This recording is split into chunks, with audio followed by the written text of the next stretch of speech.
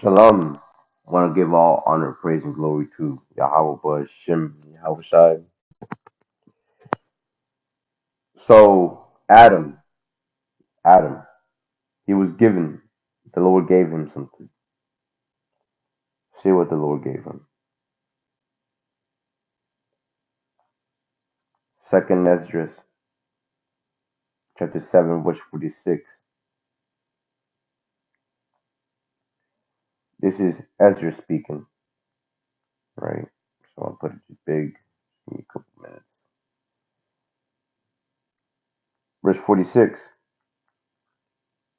and it reads, I answered then and said, this is my first and last saying, that it had been better not to have given the earth unto Adam, or else when it was given him to have restrained him from sinning.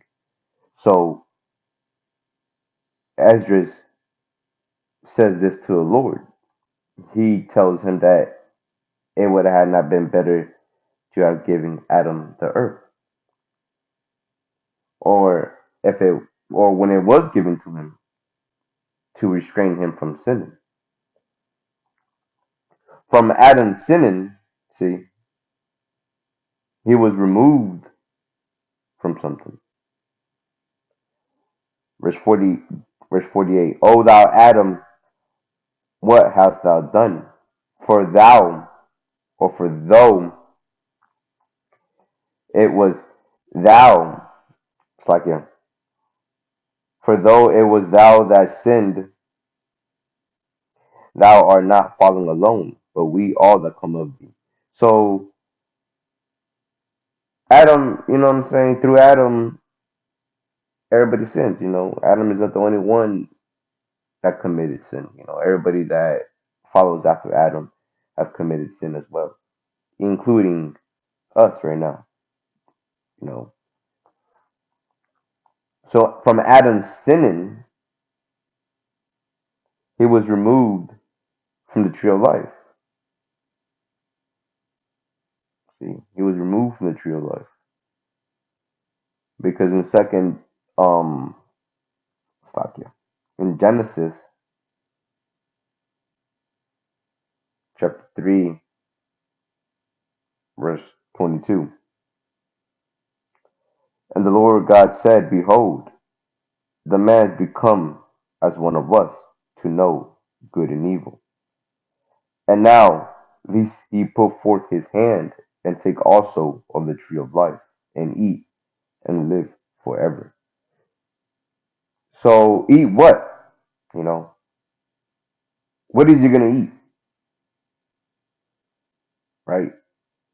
A fruit that can make you immortal. Because if it's a tree of life, it has to bear fruits. Anything that's a tree, it bears fruits, right? So what am I gonna eat out of the tree of life? What, the leaves? No, man, the fruit there is. Because in Second Ezra chapter 7, verse 13, it lets you know.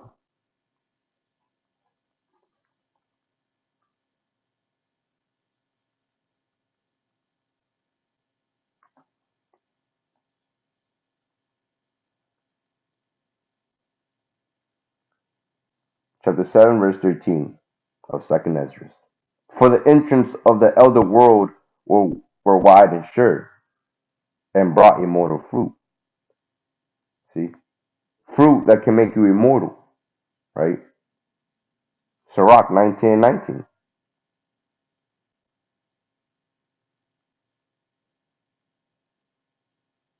Sirach 19:19. The knowledge of the commandments of Lord is the doctrine of life. And they that do things that please him shall receive the fruit of the tree of immortality. You see that? Wisdom shows you that. When the Most High in Genesis 3 and 22, when he speaks of and he should eat, what is he speaking of? Eat what? Right? And live forevermore. See? What can do that? In the book of Revelations, chapter 22, verse 2, there's a hint to something. In the midst of the street of it, and on either side of the river, was there the tree of life, which bare 12 manner of fruits, and yielded her fruit every month.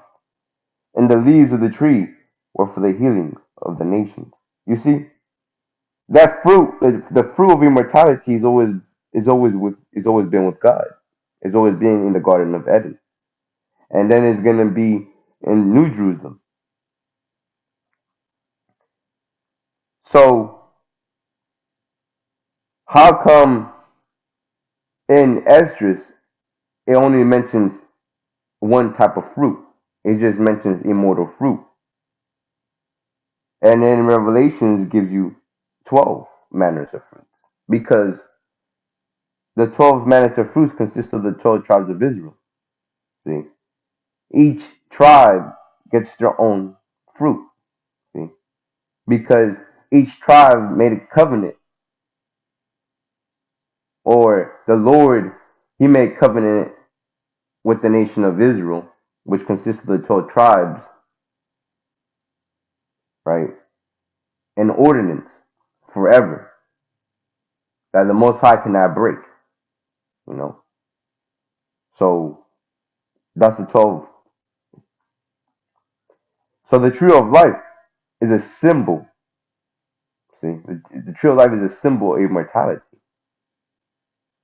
Genesis 2 and 9. Genesis 2 and 9. And out of the ground made the Lord God to grow every tree that is pleasant to thy sight, and good for food, the tree of life also in the midst of the garden, and the tree of knowledge of good and evil. So now there's two trees, see?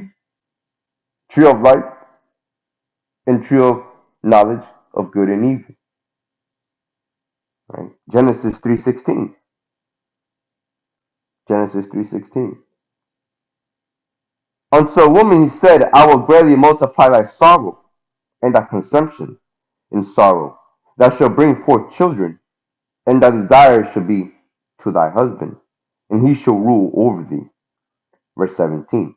And unto Adam he said, because thou hast hearkened unto the voice of thy wife, and hast eaten of the tree of which I commanded thee, saying, thou shalt not eat out of it. Cursed is the ground for thy sake. In sorrow thou shalt eat out of it all the days of thy life. See, cursed. So he was cursed. You see that? Adam was a cursed man for knowing good and evil. See, the tree of life represents obedience to the Most High, obedience to God, right? Through God's omniscience, knowing because of sin, life will be sorrowful, painful, endless agony, and endless agony without death. Knowing evil can make or can influence you to become more wicked. See? And if man was wicked and never know death, that wouldn't be good. Because the Lord created darkness. He created evil. He knows evil. That's why he tells you to forsake it. Because you don't want to go down that path. You know, that path is not for you. That's agony and pain and sorrows that you yourself as a man or woman can't handle, you know. So God appointed death unto man. See? Because through sin is the beginning of death. The wages of sin is death. So God appointed death unto man to know him, and to forsake wickedness. Job 28:28, understanding to depart from evil is the fear of the Lord. See, you having understanding of what evil is, and you just departing from it. You don't find it interesting. You don't find it worthy enough for you to indulge in it, you know, because you find it wicked, you find it polluted, and you find it nasty, and your soul just hates it.